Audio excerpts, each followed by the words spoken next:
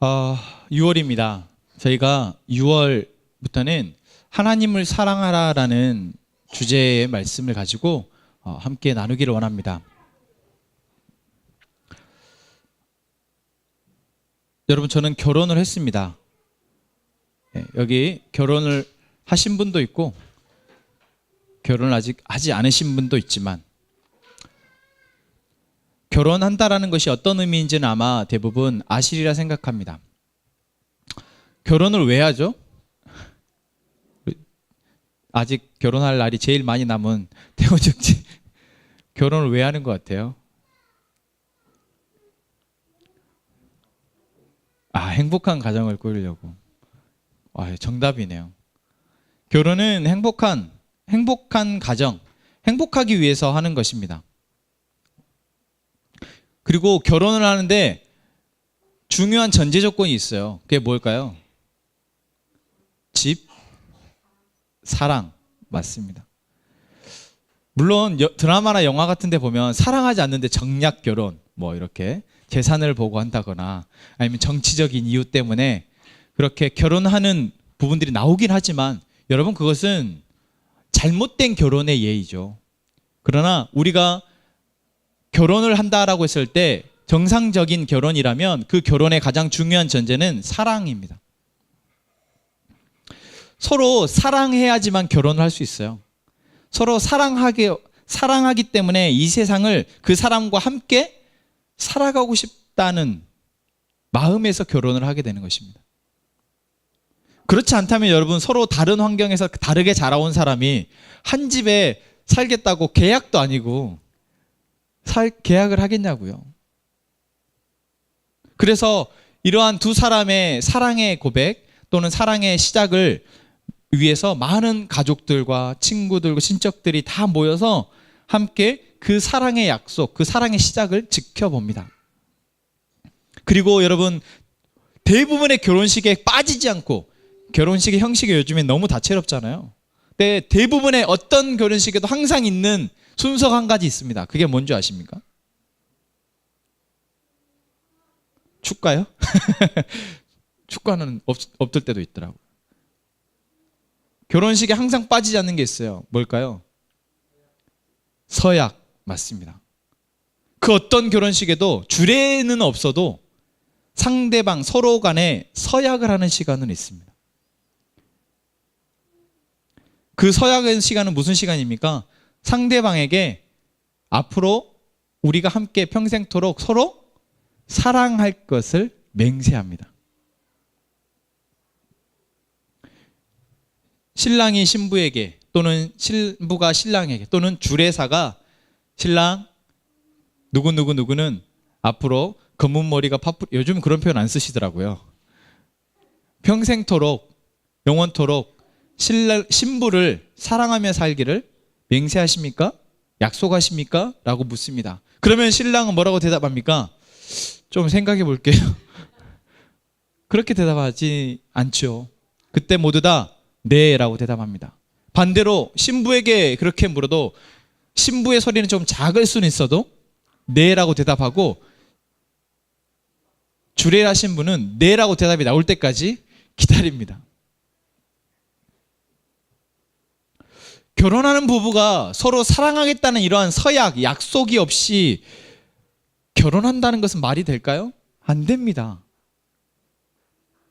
어느 한쪽은 사랑하겠다고 약속을 하는데 다른 한쪽은 좀 생각 좀 해봐야 될 것 같습니다. 아니, 저는 사랑을 받을 생각은 있지만 사랑하고 싶지는 않습니다 라고 말한다면, 여러분, 그러한 결혼이 이루어지겠습니까? 절대 이루어지지 않습니다. 그리고 혹시 내 상대방이, 결혼하고자 하는 그 상대방이 나에게 그렇게 사랑의 약속을 하지 않는 상대방과 평생을 행복을 꿈꿀 수 있겠냐 생각해 보면, 그런 사람과는 결혼을 못하죠. 그래서 여러분, 그 어떤 결혼식에도, 아니 모든 결혼식에는 서로를 사랑하며 살겠다라는 약속의 시간이 있는 것입니다. 그리고 비싼 반지든 안 비싼 반지든 그 약속을 그냥 말로만이 아니라 반지를 서로의 약지에 끼워주면서 표시를 하죠. 제가 지금 결혼 반지를 안 끼고 다닌 지가 좀 됐는데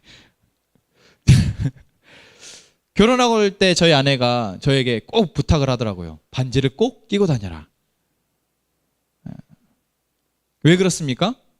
이 사람은 사랑하겠다고 약속한 상대방이 있다라는 증표입니다. 그래서 저 사람을 사랑하면 안 되겠구나. 저 사람은 이미 사랑하고 있는 사람이 있으니 저 사람 내가 좋아해봐야 안 되겠구나. 빨리 처음부터 단념하라는 거예요. 그런 의미인지 모르셨죠? 그냥 결혼하면 끼고 다니시지 않으셨습니까? 아닙니다. 저 사람은 평생을 사랑하기로 맹세한 사람이 있구나라는 표시입니다.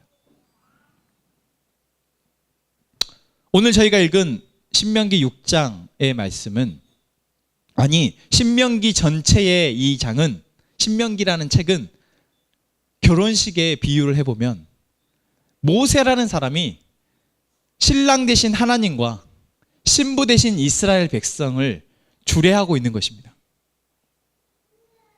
생각해 보십시오. 여러분 지난 한 주간 동안 신명기를 읽으셨죠? 생각해 보세요. 제가 말이 맞는 것 같지 않습니까? 신랑 대신 하나님과 신부 대신 이스라엘 백성 간에 서로의 결혼식 장면에서 이제 모세가 주례를 하는 겁니다. 신랑이 얼마나 여러분들을 사랑했는지 여러분 아시죠? 제가 지금까지 지켜보니까 신랑이 참 신부를 사랑하더라고요.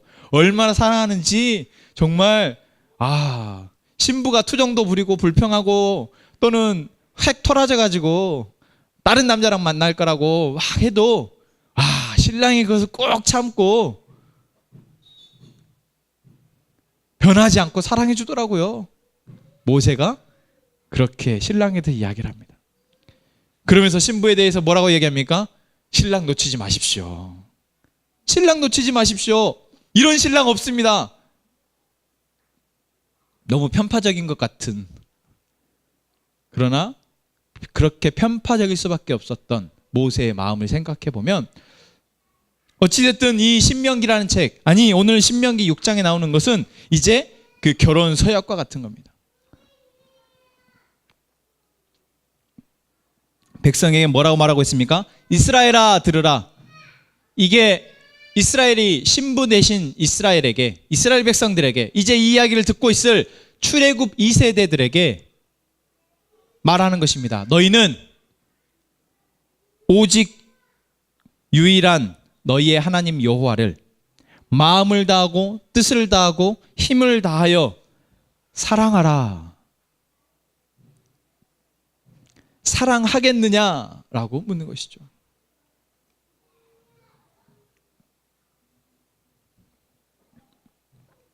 모세는 이스라엘 백성들에게 신랑 대신 하나님만 사랑하며 이제 그 하나님만 믿으며 살아가라라고 이야기하는 것입니다. 앞으로 너가 이제 이 하나님과 결혼해서, 하나님만 사랑해서 행복한 결혼 생활을 했으면 좋겠다. 너의 앞으로의 삶이 그렇게 행복해졌으면 좋겠다라고 권면하고 있는 것입니다. 이런 상황에서 이스라엘 백성들이 모세에게 그렇게 하나님을 목숨을 다하고 힘을 다하고 뜻을 다하여 못 사랑하겠는데요? 라고 말을 했을까요? 아니요. 결혼식장이어서 그랬는지 모르겠으나 이스라엘 백성들은 다 예라고 말을 합니다.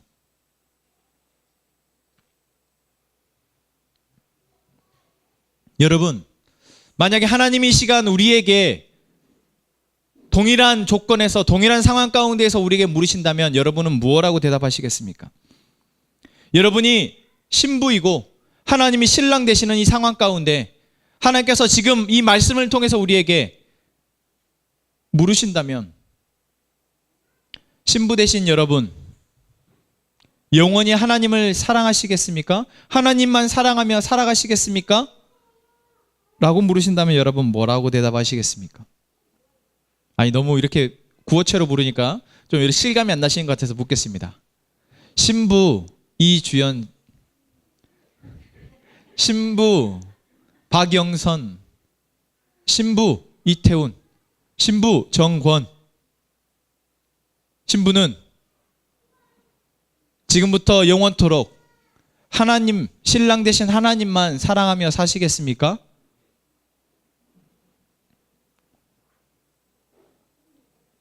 대답을 안 해요.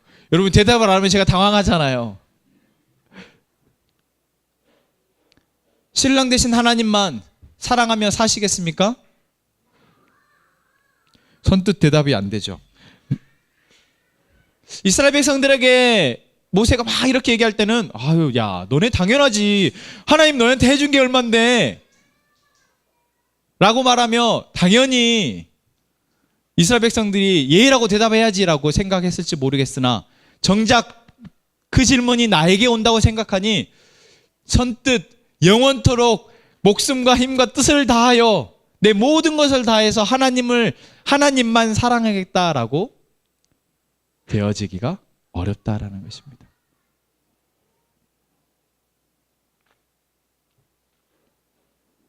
그래서 오늘 우리에게 주신 하나님의 말씀의 제목이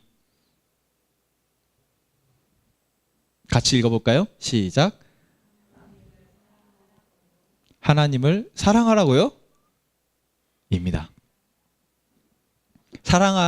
사랑하겠습니다가 아니라 하나님을 사랑하라고요? 네. 하나님만 사랑하라는 말씀에 선뜻 대답하지 못하고 있는 우리에게 주시는 말씀이 오늘의 말씀입니다. 우리가 왜 하나님을 사랑해야 하는가? 왜 우리에게 하나님을 사랑하라고 말씀하고 있는지를 오늘 우리에게 주시는 말씀을 통해서 저희가 깨닫기 원합니다. 그리하여 우리가 하나님만 사랑하며 살겠습니까? 라고 물었을 때 너무나도 이 결혼이 반갑고 너무나도 이 사람을 사랑하게 된 것이 감사한 사람처럼 기쁨에 겨워서 예라고 대답하는 우리 신부들 되었으면 좋겠습니다. 모세는 죽기 전 이스라엘 백성들에게 왜 하나님을 사랑하라고 말하고 있습니까? 신명기가 모세의 마지막 유언과 같은 설교라고 말씀드렸습니다. 그리고 이 설교의 핵심은 하나님을 사랑하라라는 계명입니다. 모세가 신명기에서 다시 한번 언급하고 있는 10계명, 신명기 5장에 나오는 이 10계명에도 다시 한번 10계명을 이야기하면서 10가지 계명을 이야기하고 있지만 그 10가지 계명은 사실 한 가지 계명으로 축약할 수 있는데 그것은 바로 하나님을 사랑하라입니다. 하나님을 사랑하는 계명이 4계명까지고 5계명부터 10계명까지는 이웃을 사랑하라는 계명으로 우리는 알고 있지만 실상 그 10가지 계명은 하나님을 사랑하라는 계명입니다. 왜 그렇습니까? 하나님을 사랑하는 사람이 5계명부터 10계명까지를 지킬 수 있기 때문입니다.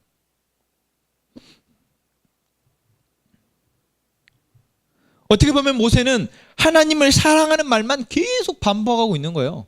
여러분 신명기가 34장까지 있는데 여러분 한번 신명기를 다시 읽어보시면 알겠지만 계속 하나님만 사랑하라고 말하고 있습니다. 장마다 그 장에도 몇 번에 걸쳐서 하나님을 사랑하라, 하나님만 사랑하라, 하나님만 사랑하라, 하나님을 사랑하면 이렇게 복을 줄 것이고 하나님을 사랑하지 않으면 너희는 이렇게 이런 어려움을 겪을 것이다 라고 이야기하고 있습니다. 오늘 우리가 읽은 말씀이 신명기의 처음과 그래서 끝과 같은 거예요. 뭐라고 얘기하고 있습니까? 하나님을 사랑하는데 어떻게 사랑하라고요? 마음과 뜻과 힘을 다하여. 예수님은 이 말씀을 복음서에서 뭐라고 얘기해요? 여기에 무엇을 추가하고 있습니까? 목숨을 다하여 하나님을 사랑하라. 생명을 다해서 하나님을 사랑하라 라고 말씀하고 있습니다. 그것뿐만이 아닙니다. 하나님을 사랑하라는 이 계명을 마음에 새기랍니다. 6절 말씀이죠. 너는 내게 명하는 이 말씀을 너는 마음에 새기래요. 마음에 도대체 어떻게 새기는가? 혹시 문신하신 분 있습니까? 요즘 문신이 타투가 흔한데 목사님들 가운데서 이렇게 타투하신 분들이 있어요. 요한복음 3장 16절 막 이렇게 하나님 사랑 문신을 하는 분들 가운데 보면 자기 아내를 사랑해서 아내를 사랑하는 누구 러브 이렇게 써서 문신하시는 분들이 있더라고요. 그 문신을 할 때 그분은 왜 그 문신을 했을까요? 내가 이 사람을 사랑해야 한다라는 것을 새기는 거죠. 지워지지 않게. 오늘 하나님이 너는 마음에 이것을, 하나님을 사랑하라는 이 한 가지 계명을 마음에 새기라고 말씀하신 것은 절대 잊어버리지 말라라고 말씀하시는. 그리고 7절부터는 뭐라고 얘기하고 있습니까?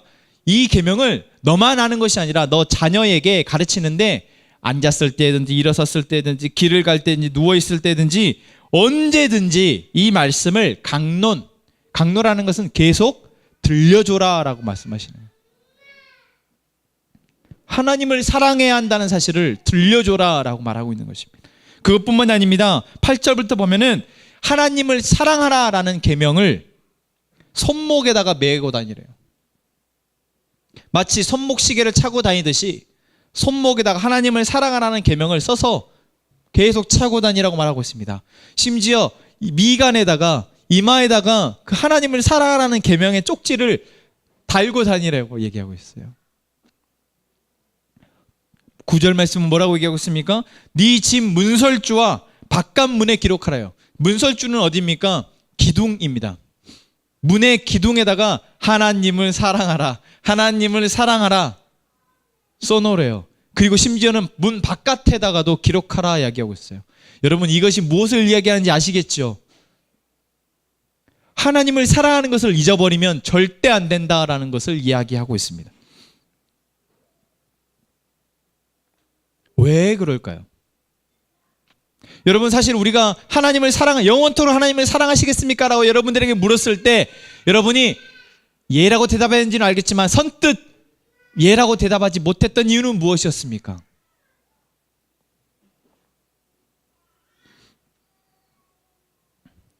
사실 우리에게 하나님께서 하나님을 사랑하라고 말씀하시는 거에 대해서 우리가 왜 꼭 그렇게까지 해야 되는지 이해를 못할 때가 있습니다. 그리고 하나님만 사랑하고 살기에는 내 삶이 너무 복잡합니다. 근데 하나님 그걸 모르실까요? 아시죠? 이스라엘 백성들이 여러분 하나님만 사랑하며 살라고 말씀하신 이유와 오늘 우리에게 우리에게 하나님만 사랑하라고 말씀하신 이유는 하나님이 간단하게 이렇게 말하고 있습니다. 2절 말씀에 보면 6장 2절에 내 나를 장구하게 하기 위한 것이다.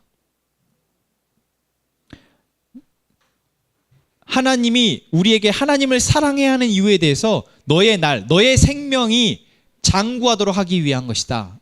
영원하도록 하기 위한 것이다 라고까지 해석할 수 있습니다. 하나님을 사랑하는 사람의 삶은 영원하다라고 말하고 있는 것이에요.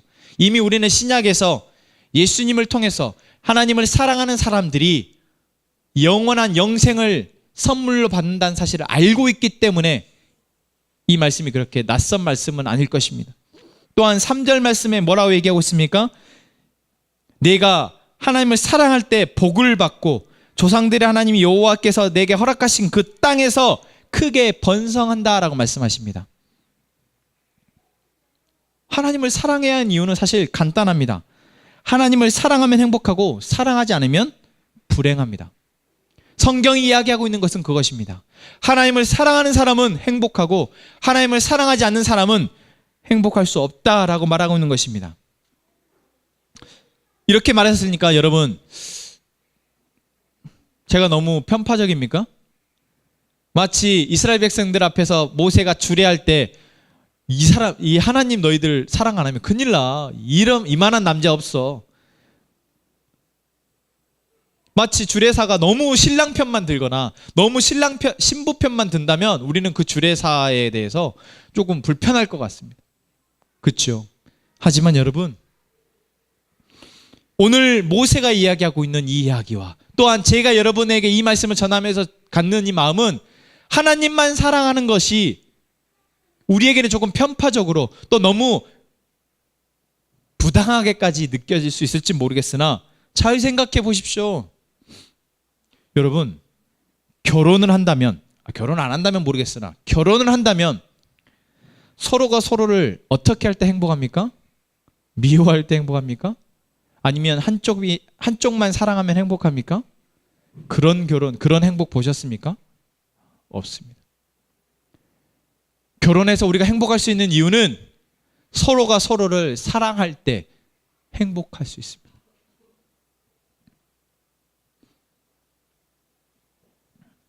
그러면은 하나님도 우리를 사랑해야지요 라고 물으십니까? 여러분, 사실 우리가 그것을 감히 물을 수는 없습니다. 하나님이 우리를 사랑하신다라는 것, 그 사실은 우리가 절대 부인할 수 없기 때문입니다. 왜 그렇습니까? 하나님이 우리를 이처럼 사랑하셔서 독생자 예수 그리스도를 우리를 위해서 십자가에 죽게 하셨기 때문에 우리는 감히 하나님에게 하나님 나를 사랑하시는 거 맞습니까? 라고 물을 수 없죠. 이스라엘 백성들도 그랬습니다. 모세가 이렇게 말을 하고 있는데 이스라엘 백성들 가운데 아니 우리만 너무 사랑하라고 말하는 거 아닙니까? 라고 감히 반문할 사람이 있었겠습니까? 혹시 그런 사람이 있을까 봐 모세가 어떻게 얘기합니까? 너희들 출애굽의 때부터 지금까지 하나님 너희를 어떻게 사랑하셨는지 알지? 알지? 몰라? 야, 그때 홍해에서, 그때 광야에서, 그때 아말렉에 쳐들어왔을 때, 그때 너희가 하나님 싫다고 우상 숭배했을 때 하나님이 너희들에게 어떻게 사랑하셨니? 모세가 하나하나 다 이야기하고 있지 않습니까?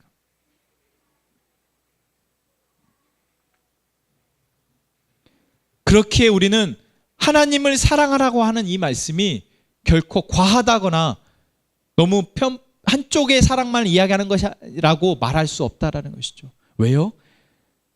결혼의 당사자인 두 상대, 신랑과 신부 가운데 신랑은 이미 신랑 대신 하나님은 우리를 너무나, 이스라엘 백성들을 너무나 사랑하고 계시고, 그리고 그 사랑은 변하지 않는다고 계속해서 말씀하고 계시고,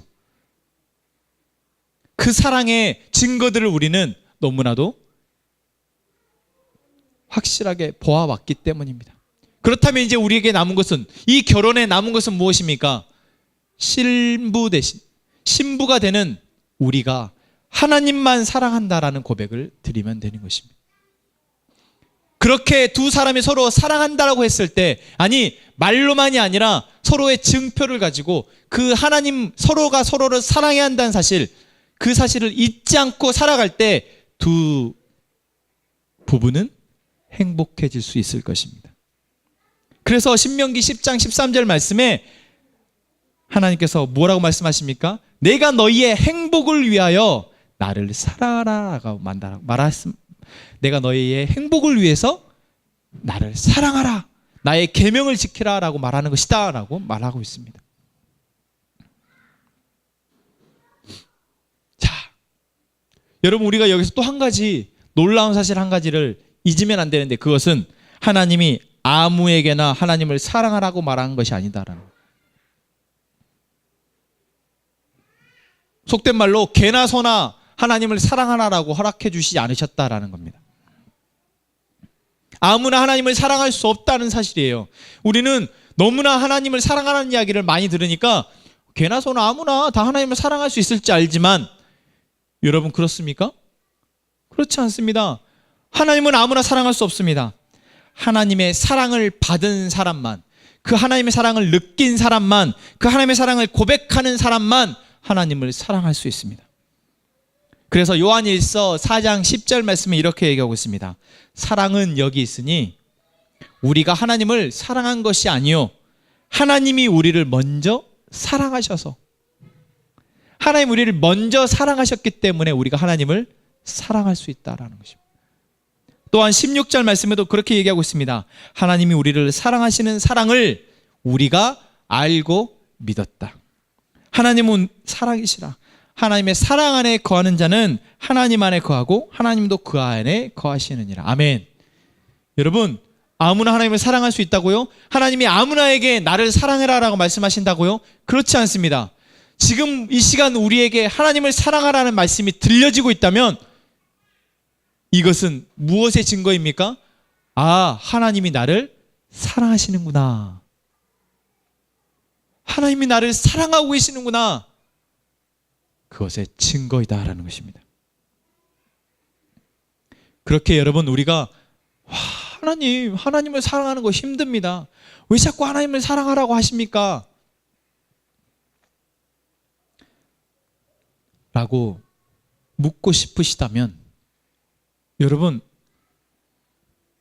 하나님이 나를 사랑하셨다라는 사실을 혹시 내가 잊고 있진 않았는지 생각해 보았으면 좋겠습니다. 그래서 하나님은 하나님의 사랑을 입은 사람에게만 하나님을 사랑하라고 말씀하신다는 사실을 기억했으면 좋겠습니다.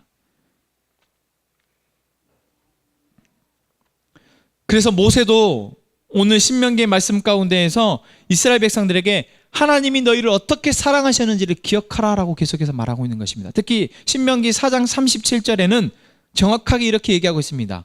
여호와께서 내 조상들을 사랑하신 고로 그 후손인 너를 택하시고, 하나님 너희를 사랑하셔서 지금 너희를 택해서 이 자리까지 오게 했다라고 말하고 있는 것입니다.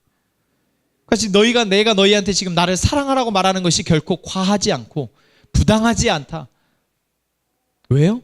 내가 너희를 사랑하고 있기 때문에, 사랑해왔기 때문에, 아니 그리고 앞으로도 영원히 너희를 사랑할 것이기 때문에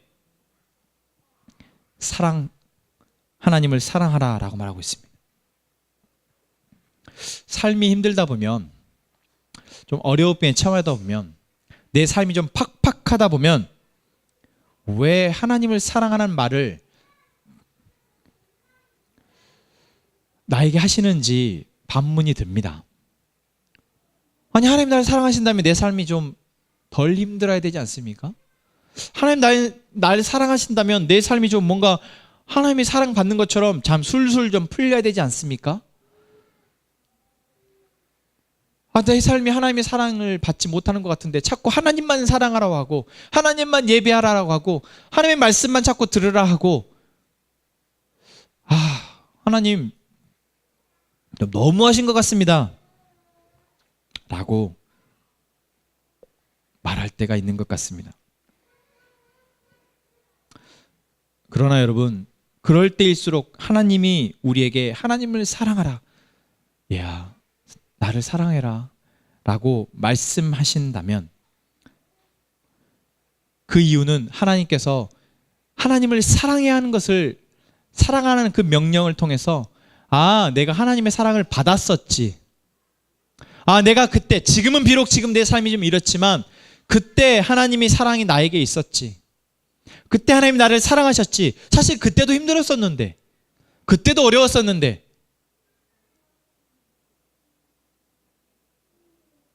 그때 근데 하나님의 그 사랑으로 내가 지금 여기까지 왔지, 이것을 기억하도록 하기 위함임을 여러분 기억하십시오.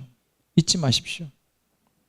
그리고 그 받았던 그 하나님의 사랑, 내가 지금의 삶이 팍팍해서 잊어버렸던 그 하나님이 나를 사랑하신다는 그 사실을 기억하게 함으로 지금 내 삶 가운데에서도 동일하게 지금 나를 사랑하시는 하나님의 그 손길과 그 마음이 있음을 통해서 내 삶을 버텨내고 견디어내고 이겨낼 수 있도록 하기 위한 하나님의 나를 사랑하라 라는 말씀인 줄로 여러분 믿으시기 바랍니다. 또한 영원토록 내가 너희를 사랑할 테니 두려워하지 말고 살아라 라고 말씀하시는 하나님의 사랑의 말씀인 줄로 믿으시기 바랍니다. 하나님은 우리를 사랑하라 라고 말씀하십니다. 여러분, 하나님이 우리를 사랑하라고 말씀하시는 것은 하나님이 우리를 사랑하시기 때문에, 우리가 하나님을 사랑했을 때 서로가 이 사랑을 통해서 행복할 수 있기 때문입니다.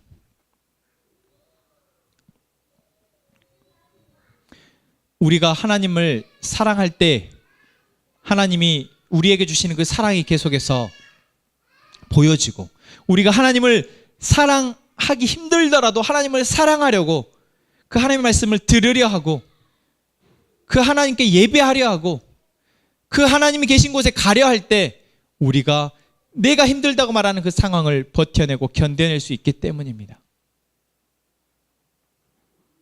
그리고 또 한 가지 우리가 잊지 말아야 할 것은, 우리가 하나님을 사랑하지 않을 때 여러분 우리는 다른 것을 사랑하고 있기 때문입니다. 사랑하지 말아야 할, 아니, 사랑하면 불행해질 수밖에 없는 것들을 우리가 사랑하고 있기 때문에 하나님은 우리에게 하나님만 사랑하라 라고 말씀하시는 것입니다. 이스라엘 백성들에게도 그렇게 해서 계속해서 경고하는 것입니다. 우상 숭배하지 말아라. 너희 안에 있는 정욕을 이겨내라. 음행하지 말아라. 이방의 여인과 혼인하지 말아라. 이방의 신들, 이방의 문화를 따르지 말아라. 그러기 위해서 너희들을 이방의 민족을 다 진멸하라 라고 말씀하십니다. 왜 그렇습니까? 하나님만 사랑할 수 있도록 하기 위한 하나님의 방법이었습니다. 여러분, 이 시간 우리에게도 우리가 하나님만 사랑하라 라는 이 말씀이 우리에게는 내가 지금 하나님 외에 다른 것을 사랑하고 있나? 돌아보는 시간이 되기를 원합니다. 하나님께서 나에게 주신 이 말씀이 내가 혹시 지금 다른 것을 사랑하고 있어서 주시는 하나님의 책망의 말씀인가? 경고의 말씀인지 여러분 돌아보는 저희가 되기를 원합니다. 그리하여 우리가 하나님만 사랑할 수 있는, 신랑 대신 하나님만 사랑하는 정결한 거룩한 신부 되어지기를 원합니다. 여러분, 하나님만 사랑하시기를 원합니다. 하나님만 사랑하시기를 부탁드립니다. 제발 하나님만 사랑하는 우리 공동체 되기를 원합니다. 혹시 여러분이 하나님을 사랑하기를 어떻게 해야 될지 잘 모르신다면 도와드리겠습니다. 제가 도와드리는 것이지만 사실 제가 도와드리는 게 아니라, 제가 능력이 있어서가 아니라 하나님의 말씀인 이 성경은 우리에게 하나님을 어떻게 사랑해야 되는지를 말하고 있는 것입니다. 어떻게 우리가 하나님을 사랑할 수 있는지를 말해주고 있는 책이 바로 이 성경책입니다. 그래서 우리는 이 성경을 통해서 우리가 어떻게 하나님을 사랑할 수 있을지를 배워나가고 함께 훈련해 나갈 수 있었으면 좋겠습니다. 우리 공동체가, 우리 교회가 그렇게 우리에게 하나님을 사랑할 수 있도록 말씀하시는 그 말씀을 통해서 하나님을 사랑해야 하며 그렇게 행복한 부부관계를, 행복한 사랑의 관계를 유지해 나가는 그런 교회, 그런 모든 지체들 되기를 소망합니다. 이 시간 여러분, 우리가 함께 이 하나님의 사랑의 고백 올려드립시다. 함께 찬양하겠습니다.